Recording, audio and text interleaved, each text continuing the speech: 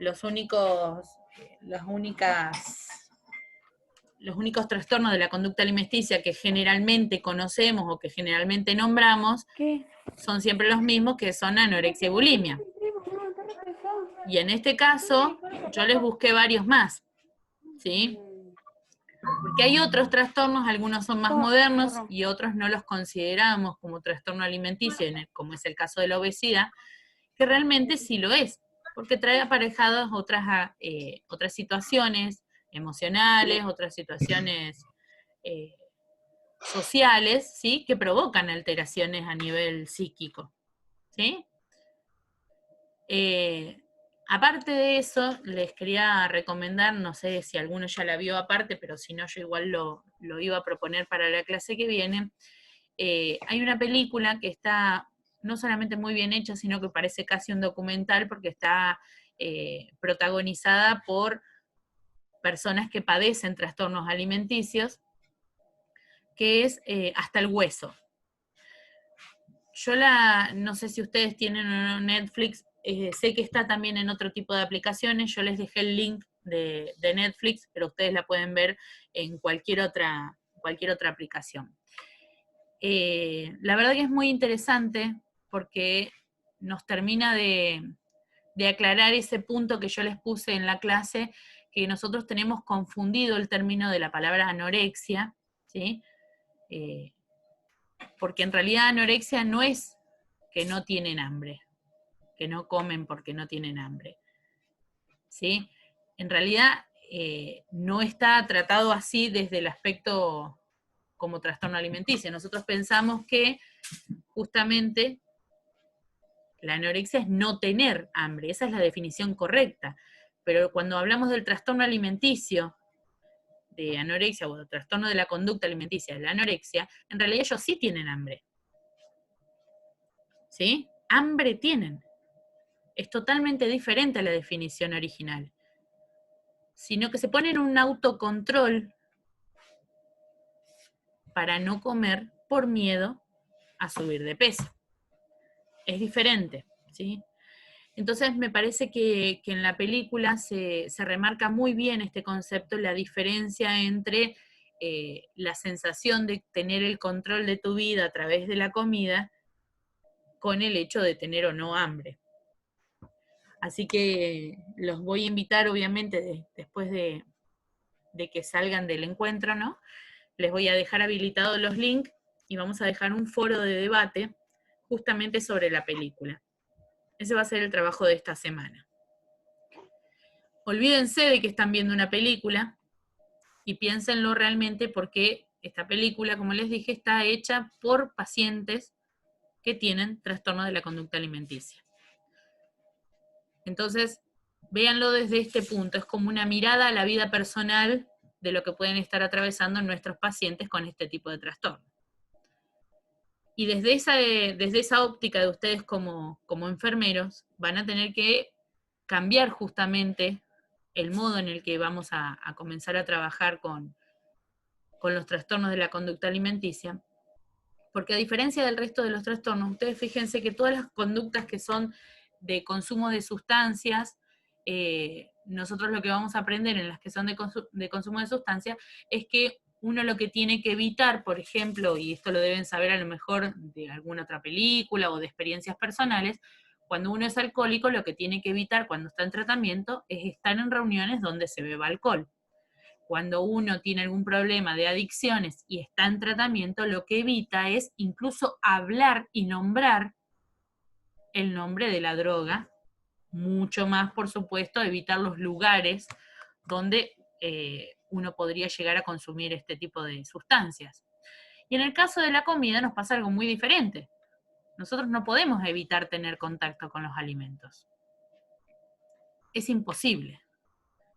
De hecho, este contacto es provocado entre 3 y 4 veces al día. Algunos lo viven como realmente una tortura, porque es estar permanentemente recordando que tienen un trastorno de este tipo. La persona que es adicta, mientras está entretenida, ¿sí? Mientras su cabeza puede ocuparse en otra cuestión, puede llevar una situación en determinado momento del día más cotidiana, ¿sí? Más asemejada a un estilo de vida habitual del resto de las personas, pero cuando hay momentos en donde la persona tiene demasiado tiempo de ocio o un momento de angustia, es cuando realmente existe en ellos el llamado hacia el consumo de las sustancias que particularmente lo tenían en esta situación de adicción, ¿no? Pero en cambio en el caso de la comida, yo puedo estar muy bien, puedo olvidarme de a ratos, ¿sí? De tener este trastorno, pero por lo menos 4 veces al día me lo van a recordar, obligatoriamente, poniendo delante un plato de comida. Un plato que puede ser mucho más pequeño de lo que en realidad quisiera, porque ustedes ya vieron que la alimentación no es solamente, el problema no es solamente la anorexia, sino que hay otro tipo de trastornos, o medir exactamente cuántas calorías tiene cada uno, o sentir náuseas, o sentir pánico de consumir la comida, o sentir esa necesidad de mantener el control ante la situación, dado que muchos de ellos piensan que si ingieren un alimento y no lo vomitan o no hacen ejercicio inmediatamente después, van a perder el control por completo y se van a transformar en obesos. Profe, Sí, consulta, en el tema de la anorexia nerviosa, ¿hay alguna diferencia con la anorexia normal, digamos? ¿O es lo mismo? en realidad no hay una anorexia normal, por eso te digo, en realidad el concepto anorexia está mal utilizado, entonces se utiliza el término anorexia nerviosa para referirlo al trastorno alimenticio, de la conducta alimenticia. ¿Sí? Ujú. ¿Se entiende la aclaración? Si yo Sí, hablo de sí, un paciente que tiene anorexia, usted no tiene que interpretar que tiene un trastorno alimenticio, o claro. por lo menos no de la conducta alimenticia. Lo que tienen que interpretar es que el paciente no tiene apetito, no puede comer, ¿sí? Como puede ser un paciente que tenga a lo mejor un cáncer, ¿sí? En determinados estadios no siente deseos de comer, no puede alimentarse. En cambio, cuando hablamos de anorexia nerviosa, estamos hablando, en la palabra nerviosa, entre comillas, estamos hablando de un, Claro, es lo que no me había quedado claro, claro, digamos, con los temas de nerviosos. un trastorno de la conducta alimenticia, Ah, está ¿sí? bien. Ujú. Justamente porque está mal llamado desde hace tanto tiempo que por ahí cambiarle el nombre era difícil, entonces se complementó el nombre para poder diferenciar de qué tipo de anorexia estábamos hablando, ¿sí?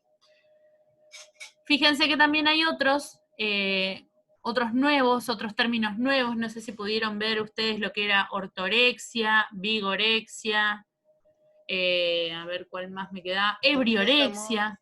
¿Es lo mismo ebriorexia que alcoholismo? no, No.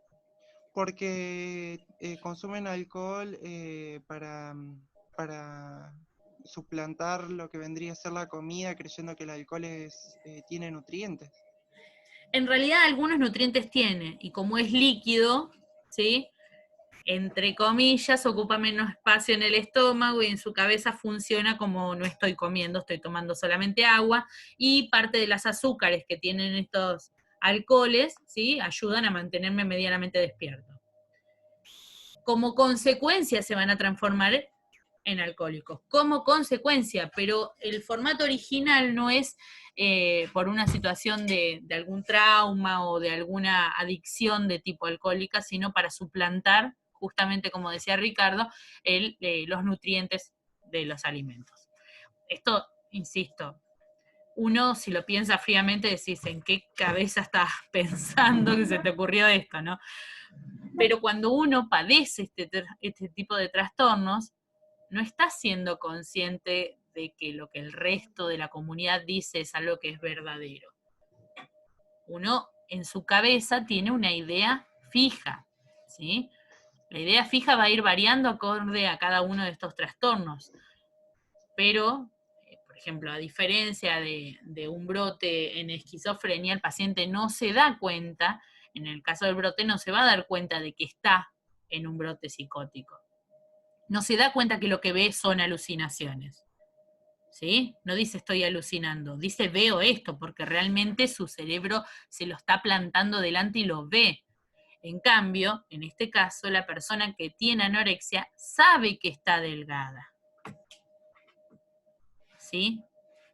Sabe que está delgada, pero quiere estarlo más por terror a engordar. Y ese terror es, como los veíamos en los TOC. ¿Ustedes vieron la película Toc Toc? Sí, ¿Se acuerdan que mi hija desde allá grita, sí, ma? Perdón. Les fascina esa película. En la película Toc Toc, si bien está tratado desde el punto de vista humorístico, ¿se acuerdan de la chica que repetía todo? Cuando le Sí. preguntaron que sí. por qué repetía todo, ¿qué contestó ella? Porque siento que si no lo hago me voy a morir. Eso no es chiste, no es parte de la comedia. Es la fijación de una idea errónea que no podés sacarte de tu cabeza, por más que te digan no te vas a morir si no repetís, probá, vas a ver que no te vas a morir, cuando todo en tu vida te dice, si no lo decís te morís, es una fijación. En este caso, con las personas anoréxicas, con las personas bulímicas, pasa lo mismo. La sensación es, si yo me como un chocolate, no voy a parar nunca más. Y me voy a transformar en un obeso. Y es terror a engordar. Por lo cual, imagínense lo complejo que es trabajar con estos trastornos para intentar recuperar. Porque la persona no cambia su idea. O sea, el tratamiento es para intentar cambiarlo, pero mientras tanto se sufre mucho porque mientras tanto vos no podés trabajar con un cerebro que no tiene alimento porque no responde. Entonces, por más que yo quiera hacer tratamiento, se la termina obligando a comer. Y si no es capaz de comer, se le coloca sonda nasogástrica. Porque de esa manera lo obligo a nutrirse, si no, la persona se muere, carece de nutrientes y se muere, ¿sí? Queda en coma y se muere. Entonces, lo complejo de esto es que, por más que esté en tratamiento, este tratamiento realmente siente la persona que lo está haciendo sufrir y que está al borde de lo que tanto teme, que es transformarse en obeso. ¿Se entiende lo que quiero decir? Es muy complejo el tratamiento, porque es voluntario en cuanto a que no se la puede internar contra su voluntad, pero es involuntario porque realmente no es lo que desea comer.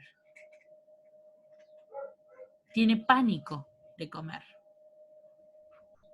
¿Sí? Pánico de muerte por obesidad, de enfermedad por obesidad, sin darse cuenta que este extremo, esta obsesión, esta fijación mental, lo está llevando a la muerte desde el otro punto de vista, desde el punto de la malnutrición. ¿Sí? Están todos muy callados, no sé si es un tema muy álgido o tienen exámenes, ¿qué les pasa que están tan en silencio? Cuéntenme. Profe, me No, quedé estaba pensando, prestando atención. Sí, Maca. eh, ¿se puede salir, por ejemplo, suponiendo que una persona, o sea, no es que se cure, porque no sería la palabra, No. pero que salga adelante, Sí. que pueda comer sin vomitar o que le haga mal? Sí, pero no sin que en ese momento la persona esté pensando, estoy comiendo, tengo que hacer esto por mi bien. O sea, ¿por qué? Porque en realidad es como el alcoholismo. Sería como obligarla, ¿no? Uno sigue En ese siendo caso. toda la vida alcohólico en remisión. O sea, vos decís, no, yo era alcohólico. No, no, no. Seguí siendo alcohólico en remisión. Quiere decir, lo tengo controlado.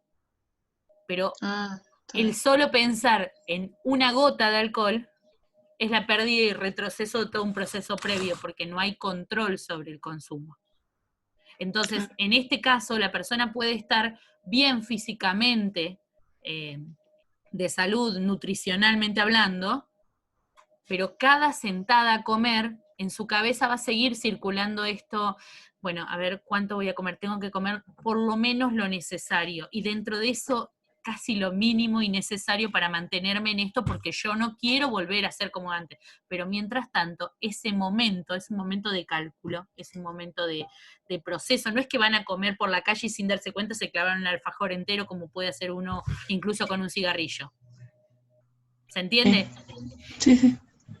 No es un momento en el que vos decís, bueno, nos estamos juntando a tomar unos mates y mientras tanto comemos bizcochito y cuando nos dimos cuenta sin querer nos comimos la bolsa entera entre 2, 3, no importa cuántos sean o cuánto había para cada uno, pero es un momento de compartir, es un momento en el que uno disfruta y mientras tanto vas comiendo algo sin darte cuenta. No pasa así, por más recuperada o intento de recuperación que tenga, sino que hay todo un proceso mental arriba de agarro el bizcochito o no. Hay todo un proceso de culpa y sensación de no satisfacción en el momento de consumir el bizcochito o no. Claro. Puede mantener un peso ideal, ¿sí?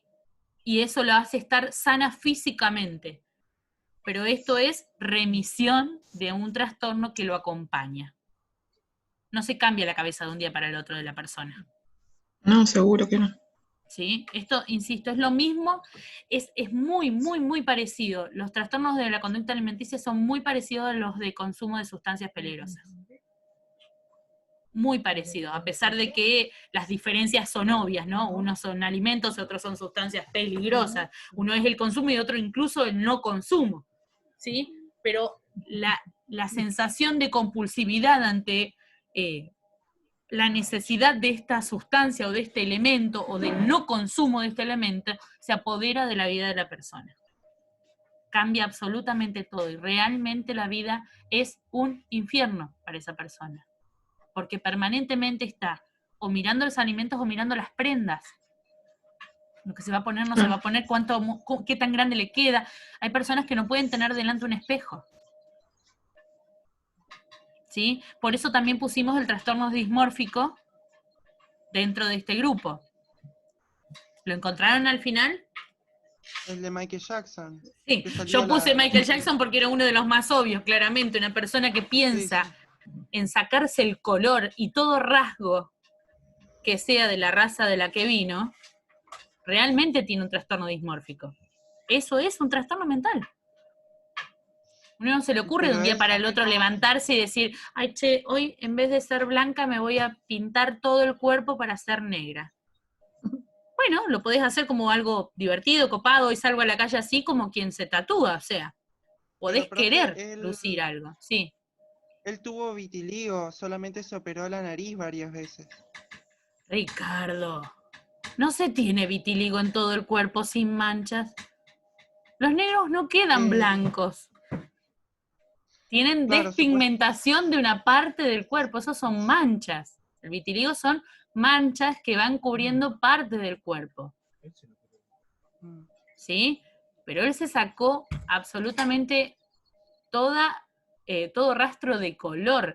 Y la cirugía nasal es para sacarse todo rastro de raza. Hasta que terminó deformado, ¿sí? ¿Por qué? Porque es una obsesión. Y tan deformado terminó quedando que el consumo de morfina lo termina matando. ¿Por qué? Porque era doloroso la cantidad de cirugías y de trastornos. Se podría haber provocado cáncer de piel, pero claramente tuvo que matar célula por célula el color de cada una de las células. ¿Sí? Fíjense que estas son ideas fijas que aparecen en la persona, que se siente realmente horrible de determinada manera, que hay algo de su cuerpo que no le pertenece. Él no se sentía, ¿sí?, como él se veía. ¿Sí? Sí. Es como si este brazo no me pertenece y llego al punto de cortármelo. Porque es esto lo que yo no puedo aceptar. Y hoy en día, o más, hace un tiempo más era peor, en los 90, con las cirugías estéticas tan en auge, estas correcciones pequeñas que uno puede llegar a hacer para decir, bueno, listo, no me gusta la nariz, o me golpeé la nariz cuando era chico, me quedó así, listo, bárbaro, me la corrijo, pues es una cosa. Ahora tener 16 cirugías de nariz, cuando no hubo un evento que te haya provocado una deformidad, es no aceptar lo que soy. Pero no aceptar al punto de no poder vivir con esto que tengo en mi cara. O te termina agarrando gusto, porque a veces pasa eso, te haces un retoque y te termina agarrando el gusto por seguir. Claro, pero cuando vos no comprendés, una cosa es que te guste, porque a todos, a lo mejor alguno empezó pintándose los ojos y hoy pasa 3 horas frente al espejo mientras se pinta. está bárbaro. El hecho es qué tanto te impide la vida social esto, qué tanto te impide, o sea, qué tanto ocupa esto un aspecto en donde esté deformando el resto de tu vida. Una persona que está permanentemente en cirugía tiene deudas económicas, porque no estamos hablando de que esto le pasa solo a los ricos, ¿sí? Tiene deudas económicas para realizarlo, muchas veces lo realizan en lugares poco salubres porque obviamente son más económicos, viajan, por ejemplo, gente en Estados Unidos viaja a México para realizarse implantes que no son permitidos en su país porque no cumplen con las normas de bioseguridad.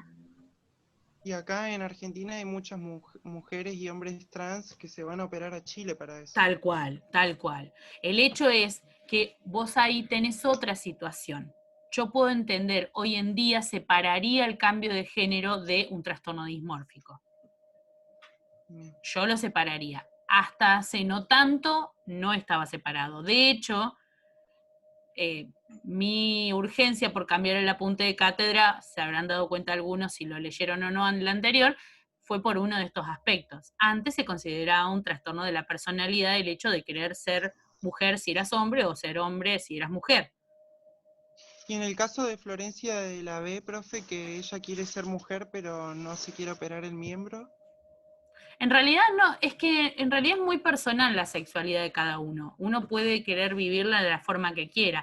Si eso va acompañado o no de una necesidad de cambio físico, ya depende de la persona o del deseo de la persona. Pero justamente se ha luchado muchísimo para sacar este tipo de situaciones de un trastorno mental. Profe, Sí. en base a lo que dijo el compañero, eso de Florencia la B o uno no sintiéndose cómodo, Uh-huh. no con el tema de la sexualidad, sino con el tema del corporal, digamos, del cuerpo. Sí.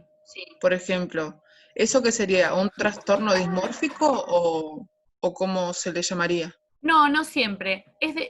La sensación del trastorno dismórfico es que esto no te pertenece, que esto no es tuyo, que esto hay que extirparlo, que esto lo tenés que cambiar. Es una idea fija sobre una parte del cuerpo.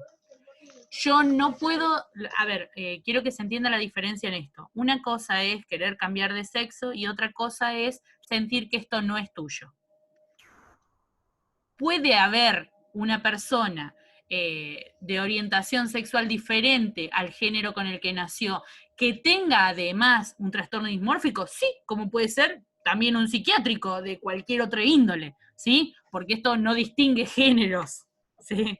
Los trastornos mentales no distinguen géneros, no se trata de eso. La idea fija de la no pertenencia de esta parte del cuerpo, ¿sí? Pasa por algo que sentís que es tan ajeno que no podés vivir con eso. Entonces, si vos me preguntas si una persona desea cortarse el miembro porque se siente, ya ahí es otra cuestión. Porque una cosa es por un cambio de sexo o un cambio de sexualidad en relación al cuerpo, pero que va acompañado de un cambio en la vida sexual o en la sexualidad desde la parte emocional, desde la parte personal, desde la parte individual, y otra cosa es, por ejemplo, un hombre heterosexual que quiere cortarse el miembro porque siente que no le pertenece, porque tiene una obsesión fija con que esto es tan horrible que no lo puedo tener en mi cuerpo, porque ahí entonces estamos hablando de un trastorno dismórfico, no hay otra cosa que acompañe a la idea de extraerse el miembro, ¿se entiende? Claro, porque puede ser una persona sexual que cree que no necesita su miembro. Por eso, va más allá, insisto, estos son temas bastante complejos de tratar porque uno lo último que quiere es herir susceptibilidades, pero lo que hay que entender es que los trastornos mentales no distinguen orientación sexual. Antes se consideraba un trastorno mental una orientación sexual diferente a la que tu género o tu físico determinaba, ¿sí? Ahora ya no. Pero nos quedan estos blancos en el medio, ¿sí? De que si la orientación que elijo tener no va con el cuerpo que tengo, si esto es un proceso natural del ir cambiando los deseos sexuales o la orientación sexual de la persona, o es un trastorno dismórfico. Ahí la línea va a ser muy delgada, ¿se entiende? Porque va a depender sinceramente mucho de cómo se trabaje con la persona particularmente, yo creo que nadie debería generar un cambio de sexo sin antes haber tenido un tratamiento personal, psicológico, no porque esté enfermo, sino para saber si la idea está fijada o es un deseo real que provocaría en la persona una satisfacción que acompaña el resto de su vida. ¿Sí? Porque es una de estas decisiones que no tiene vuelta atrás. Como también considero, por ejemplo, que en un diabético una amputación no debería considerarse solamente un acto biológico. ¿Sí? Tiene que ir acompañado de tratamiento psicológico. Porque por más que no haya sido voluntaria la extracción del miembro, lo deja de tener. Es una pierna que te acompañó toda la vida. Es parte de tu cuerpo y automáticamente deja de existir en vos. ¿Sí? Entonces, yo creo que muchas de las situaciones que hoy trabajamos como biológicas deberían estar acompañados de situaciones o de acompañamiento terapéutico. Insisto, no porque sean enfermedades mentales, sino porque conlleva como consecuencia alteración en los procesos mentales. Uno tiene que tomar una decisión con conciencia de saber cuáles son las consecuencias de esto, cómo va a quedar uno físicamente. ¿Estoy realmente de acuerdo con esta decisión o es una decisión impulsiva? Entonces, trabajarlo acompañando al paciente, por supuesto, un psicólogo o quien pueda realizar este tipo de terapia, para poder justamente ayudar al paciente a estar conforme con la decisión que vaya a tomar. Porque la amputación de un miembro, por más que sea por diabetes, también es voluntaria. Si la persona no quiere, puede terminar muriendo por infección debido a justamente este miembro que está muerta, parte del tejido, y no se está extirpando. Pero sigue siendo personal, a mí no me pueden meter a los gritos ni meterme inconsciente al quirófano para sacarme algo que yo no quiero que me saquen. Esto no se trabaja así, hay derechos del paciente.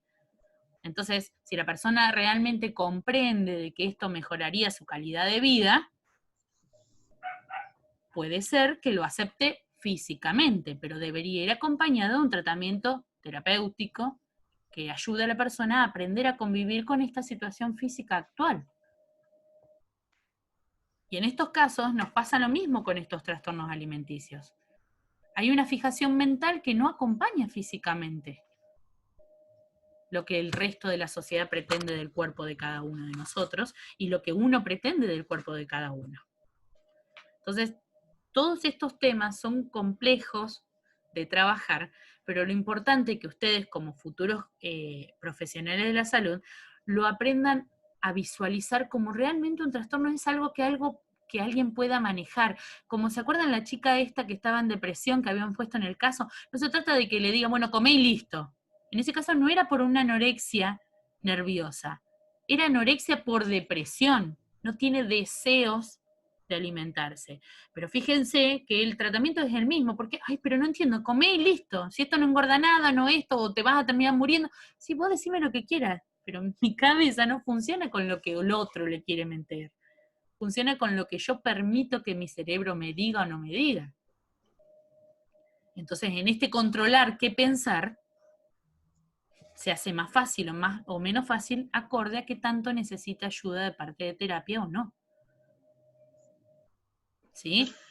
Todo proyecto que conlleva un cambio de estilo de vida, incluso el hecho de, por ejemplo, ser obeso o tener sobrepeso y decidir bajar de peso, no debería ser solamente nutricional el tema. Pero en ese caso no sería dismórfico, profe, ¿o sí? No, para nada. No, porque no hay una parte del cuerpo. Uno puede querer tener un deseo saludable de bajar de peso, y que esto va acompañado de decir, bueno, yo sé que me podría agarrar una ACV, que podría tener diabetes, que podría tener, o sea, acompañándolo de una justificación real de por qué intentar mantener un peso ideal, pero no ideal para que me entre el pantalón de jean que venden solamente de ese número. Eso es una idea errónea. Porque nosotros no podemos tener que adaptar nuestro cuerpo a lo que la sociedad pretende que nos entre o no nos entre. Uno Profe, tiene ¿y esa que persona? compatibilizar la idea de salud general, biopsicosocial, ¿sí? Y espiritual, y no encajar en parámetros que otros determinan. Sí, Ricardo, decime. Profe, y esas personas que a base de una depresión que no comen, o al contrario, hay personas que están depresivas y comen muchísimo, Ajá. eso, ¿cómo, cómo En se ese caso lo que hay que categoriza? ser es bien claro de que si uno no trabaja con el foco, o sea, el origen del trastorno, no va a poder trabajar con la parte alimenticia. Primero tenés que trabajar con la depresión y después te ocupás de la parte de alimentación. Obligar a comer a una persona que está deprimida y no quiere comer es una tortura. Obligar a dejar de comer a una persona que está deprimida y come para saciar ese vacío que tiene, también es una tortura. Entonces, primero trabajemos con la depresión y después trabajaremos con el aspecto nutricional. Pero, Es más, de hecho, si es que se mantiene, porque como generalmente es esta depresión la que causa la conducta maladaptativa, ¿sí? Entonces, en ese caso, si a lo mejor trabajamos directamente la causa, se solucione solo la conducta. pero entonces no entraría como un trastorno alimenticio, sino como No, un trastorno psiquiátrico. todos son trastornos psiquiátricos, estamos todos dando psiquiatría acá, no, como un trastorno Sí, del ánimo sería en este caso, porque es depresión. bien, ¿Se entiende? bien. Sí, sí. Es interesante esto que acaba de plantear Ricardo, porque podemos tener una persona extremadamente delgada y el problema no es anorexia nerviosa, ¿sí? Sino a lo mejor un trastorno paralelo de depresión. Por eso esto no se trata solo con la nutricionista, hay un equipo terapéutico que nos ayuda a distinguir, porque necesitamos psicólogos, necesitamos psiquiatras, necesitamos nutricionistas, necesitamos enfermeros, necesitamos médico clínico. Esto es un ¿Y la equipo persona de que no salud. quisiera hacer terapia, profe, cómo se puede llegar a manejar o a tratar? No se puede, ya lo hablamos esto, ¿se acuerdan? La voluntad del paciente tiene muchísimo peso. Profe, Sí, ¿puedo dar un ejemplo? sí, Yo Luis. estuve alquilando a una persona, un departamento, el cual tenía un trastorno eh, paranoide. O sea, él desconfiaba de todo el mundo. Sí, Y empezó hasta a desconfiar, me parece, porque yo empecé a notar, la cual después tuvimos que llamar al padre para que lo saque, porque empezó a desconfiar de todo el mundo y hasta desconfiaba de las cosas que compraba, hasta de los tal alimentos. cual, sí, sí, sí. Yo vi que tiraba, por ejemplo, comida, capaz cosas de harina, el cual estaban bien, pero las tiraba. Le pregunté por qué, y me decían porque le ponían sustancias. O sea, Sí. y empezó a adelgazar, y capaz no tenía una anorexia ni cosas No, así, no la pero tenía. Tenía una idea fija, sí. Una claro, idea paranoide.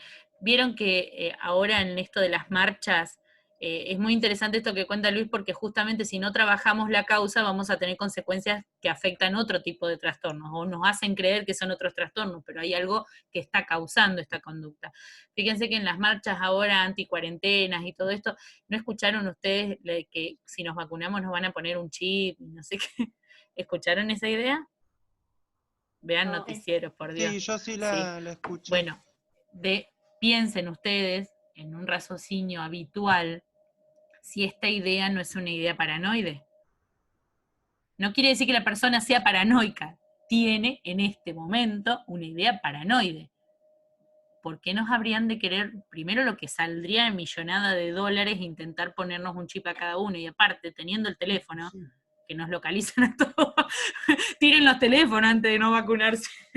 Si tienen la idea fija de que nos persiguen y nos controlan, tienen los teléfonos, ¿sí? Los celulares antes. Pero fíjense que estas ideas paranoides provocan este tipo de conducta. La persona se transforma en un antivacuna, por lo cual expone su vida a riesgos biológicos por una idea fija que no es razonable. Hay películas muy chistosas también en donde se ponen conos de papel de aluminio en la cabeza porque piensan que los extraterrestres los están controlando. Estas son ideas fijas realmente, más allá de que lo usan como chiste en muchas películas, son ideas fijas que se tienen en base a ideas paranoides. Me controlan, me escuchan todo lo que digo, hay que hablar bajito porque debe haber cámaras o me van a intoxicar cuando me pongan el chip. Bueno, hay pacientes que tienen miedo de que lo ceden para ir a quirófano porque les van a hacer cosas que no son las que por las cuales entró. ¿Se entiende? Entonces ponen en riesgo su vida biológicamente, la ponen en riesgo porque psicológicamente no están en condiciones. ¿Sí? Bueno, antes que se nos termine, les voy a dejar como tareita que vean la película y que hagan su aporte de apreciación personal de la misma en el foro general, ¿sí?